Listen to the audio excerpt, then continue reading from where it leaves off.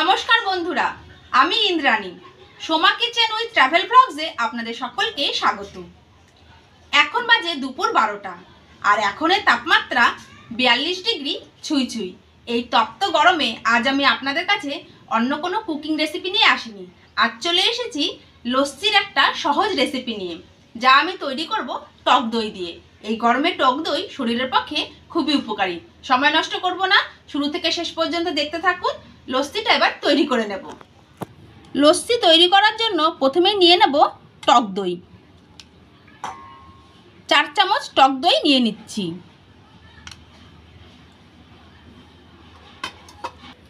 দিয়ে দেব বিট লবণ, দিয়ে দেব সাদা লবণ,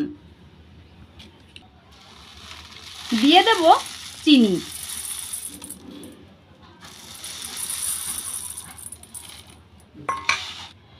সমস্ত উপকরণ দিয়ে টক দইটা খুব ভালো করে ফেটিয়ে নেব।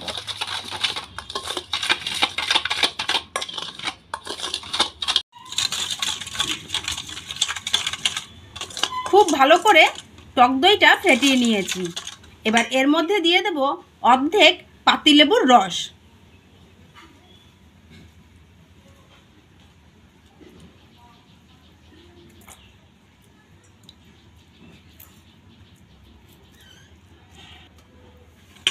খুব ভালো করে এবার ফেটিয়ে নিচ্ছি।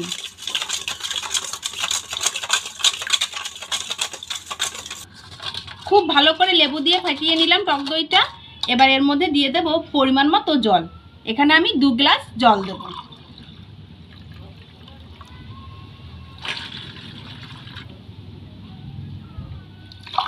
এইভাবে লস্যি তৈরি করা খুব সহজ, আর রাস্তায় বেরিয়ে দোকানের সামনে ভিড় করে দাঁড়িয়ে লস্যি খাওয়ার আর প্রয়োজন হবে না। এইভাবেই বাড়িতে আপনারা লস্যি তৈরি করে খেয়ে নিতে পারবেন।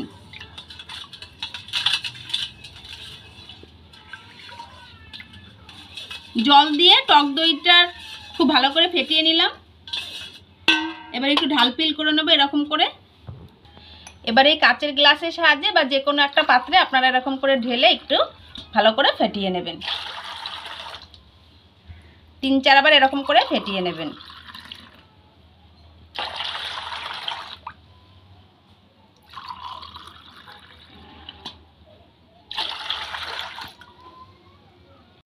দই লস্যি রেডি হয়ে গেছে। এবার গ্লাসের মধ্যে দিয়ে দেব আইস কিউব।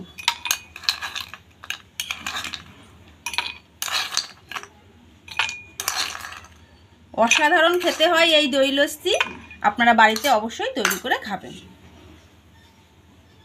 এবার লস্যিটা ঢেলে দিচ্ছি। দই পানা দই লস্যি অসাধারণ খেতে হয়।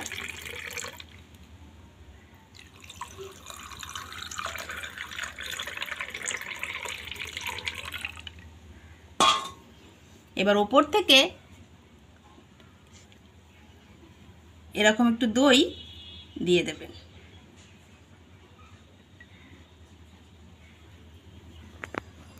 দই লস্যি রেডি হয়ে গেছে খাওয়ার জন্য। এই গরমে আপনারা তৈরি করে নিন আর ব্যাস ঢকঢক করে খেয়ে নিন। আমার নিজের হাতে তৈরি দই লস্যি খেয়ে দেখছি কেমন হয়েছে।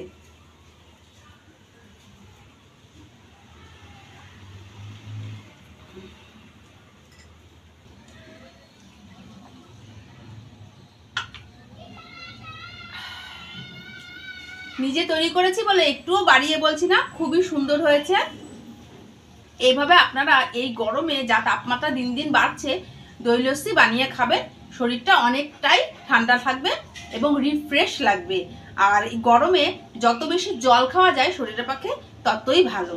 একটু বেশি বেশি করে জল খাবেন আর এরকম দই লস্যি বা দই পানা দইয়ের শরবত এরকম করে বানিয়ে আপনারা খাবেন। দই লস্যির এই রেসিপি আপনাদের কেমন লাগলো কমেন্ট করে অবশ্যই জানাবেন। ভালো লেগে থাকলে লাইক দেবেন, শেয়ারও করবেন।